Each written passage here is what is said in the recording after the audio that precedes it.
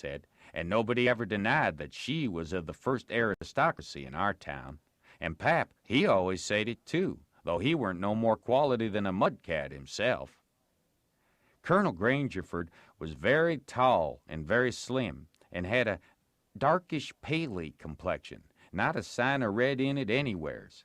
He was clean-shaved every morning all over his thin face, and he had the thinnest kind of lips and the thinnest kind of nostrils and a high nose and heavy eyebrows and the blackest kind of eyes, sunk so deep back that they seemed like they was looking out of caverns at you, as you may say. His forehead was high, and his hair was gray and straight and hung to his shoulders.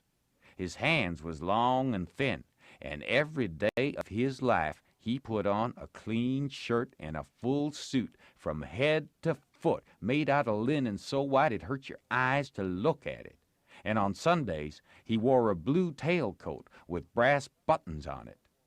He carried a mahogany cane with a silver head to it. There weren't no frivolousness about him, not a bit, and he weren't ever loud. He was as kind as he could be.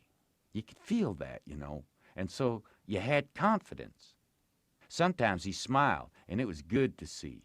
But when he straightened himself up like a liberty pole and the lightning begun to flicker out from under his eyebrows, you wanted to climb a tree first and find out what the matter was afterwards. He didn't ever have to tell anybody to mind their manners. Everybody was always good-mannered where he was. Everybody loved to have him around, too. He was sunshine most always. I mean, he made it seem like good weather. When he turned into a cloud bank, it was awful dark for half a minute, and that was enough. There wouldn't nothing go wrong again for a week. When him and the old lady come down in the morning, all the family got up out of their chairs and give 'em good day, and didn't sit down again till they had sat down. Then Tom and Bob went to the sideboard where the decanter was, and mixed a glass of bitters and handed it to him, and he held it in his hand and waited till Tom's and Bob's was mixed, and then they bowed and said, "Our duty to you, sir, and madam," and they bowed the least bit in the world and said, "Thank you," and so they drank, all three. And Bob and Tom poured a spoonful of water on the sugar and the mite of whiskey or apple brandy in the bottom of their tumblers and give it to me and Buck, and we drank to the old people, too. Bob was the oldest and Tom next. Tall, beautiful men with very broad shoulders and brown faces and long black hair and black eyes. They dressed in white linen from head to foot like the old gentlemen, and wore broad Panama hats. Then there was Miss Charlotte. She was 25 and tall and proud and grand, but as good as she could be when she weren't stirred up. But when she was, she had a look that'd make you wilt in your tracks, like her father. She was beautiful. So was her sister, Miss Sophia, but it was a different kind. She was gentle and sweet like a dove, and she was only 20. Each person had their own nigger to wait on 'em. Buck, too. My nigger had a monstrous easy time because I weren't used to having anybody do anything for me, but Buck's was on the jump most of the time. This was all there was of the family now, but there used to be more. 3 sons. They got killed, and Emmeline died. The old gentleman owned a lot of farms and over 100 niggers. Sometimes a stack of people would come there, horseback from 10 or 15 mile around, and stay 5 or 6 days, and have such junketins round about and on the river, and dances and picnics in the wood daytimes, and balls at the house nights. These people was mostly kinfolks of the family. The men brought their guns with them. It was a handsome lot of quality, I tell you. There was another clan of aristocracy around there, 5 or 6 families, mostly of the name of Shepherdson. They was as high-toned and well-born and rich and grand as the tribe of Grangerfords. The Shepherdsons and Grangerfords used the same steamboat landing, which was about 2 miles above our house. So sometimes when I went up there with a lot of our folks, I used to see a lot of the Shepherdsons there on their fine horses. One day, Buck and me was away out in the woods hunting and heard a horse coming. We was crossing the road. Buck says, "Quick, jump for the woods." We done it, and then peeped down the woods through the leaves. Pretty soon, a splendid young man came galloping down the road, setting his horse easy and looking like a soldier. He had his gun across his pommel. I'd seen him before. It was young Harney Shepherdson.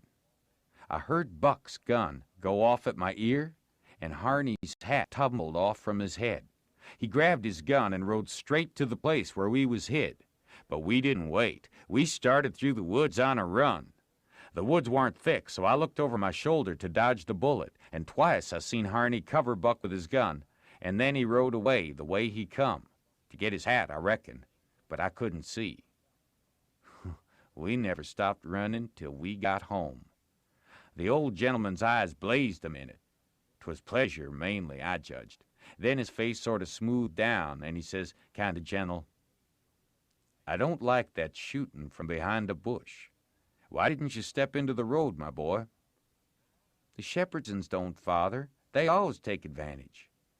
Miss Charlotte, she held her head up like a queen while Buck was telling his tale, and her nostrils spread and her eyes snapped.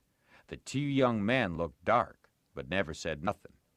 Miss Sophia, she turned pale, but the color come back when she found the man weren't hurt. Soon as I could get Buck down by the corn cribs under the trees by ourselves, I says, "Did you want to kill him, Buck?" "Well, bet I did." "What did he do to you?" "Him? He never done nothing to me." "Well, then, what did you want to kill him for?" "Why, nothing. Only it's on account of the feud." "What's a feud?" "Why, where was you raised? Don't you know what a feud is?" "Never heard of it before. Tell me about it." "Well," said Buck, "a feud is this way. A man has a quarrel with another man and kills him. Then that other man's brother kills him.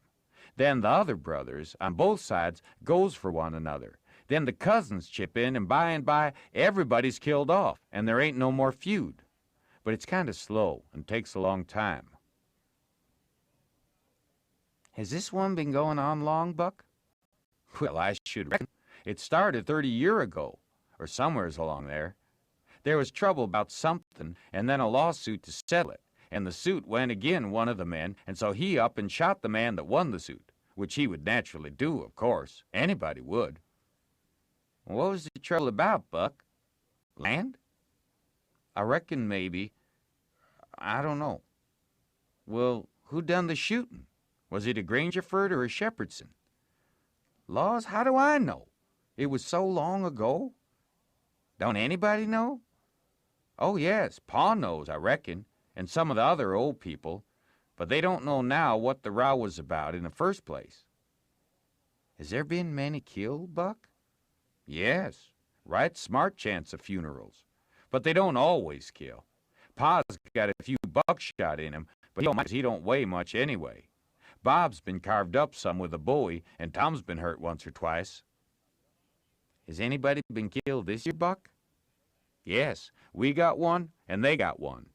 About 3 months ago, my cousin Bud, 14-year-old, was riding through the woods on t'other side of the river and didn't have no weapon with him, which was blamed foolishness, and in a lonesome place he hears a horse a-comin' behind him, and he sees old Baldy Shepherdson a-linkin' after him with his gun in his hand and his white hair a-flyin' in the wind, and instead of jumping off and taking to brush, Bud 'lowed he could outrun him. So they had it, nip and tuck for 5 mile or more, the old man a-gainin' all the time. So at last Bud seen it weren't any use, so he stopped and faced around so as to have the bullet holes in front, you know, and the old man, he rode up and shot him down.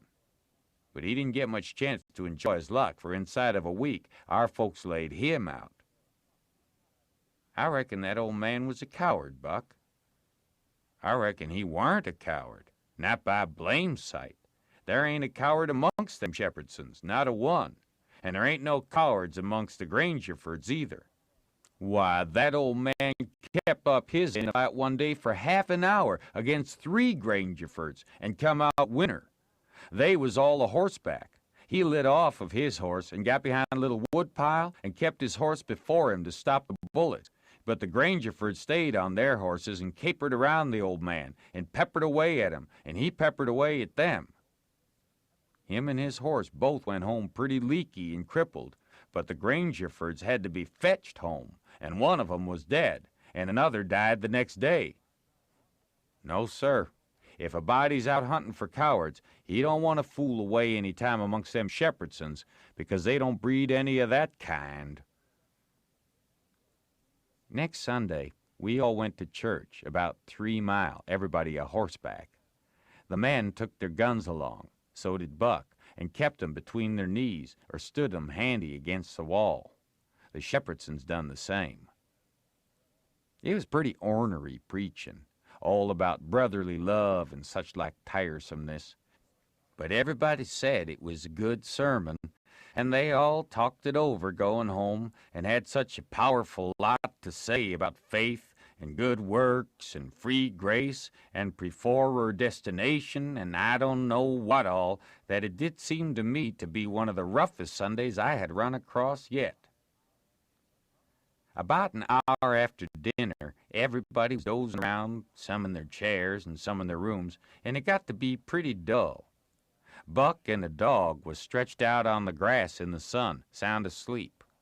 I went up to our room and judged I'd take a nap myself. I found that sweet Miss Sophia standing in her door, which was next to ours, and she took me in her room and shut the door very soft and asked me if I liked her, and I said I did. And she asked me if I would do something for her and not tell anybody, and I said I would. Then she said she'd forgot her testament and left it in the seat at church between 2 other books, and would I slip out quiet and go there and fetch it to her and not say nothing to nobody? I said I would. So I slid out and slipped off up the road, and there weren't anybody at the church except maybe a hog or 2, for there weren't any lock on the door, and hogs lack a punchin' floor in summertime because it's cool. If you notice, most folks don't go to church only when they've got to, but a hog is different. Says I to myself, something's up. It ain't natural for a girl to be in such a sweat about a testament. So I give it a shake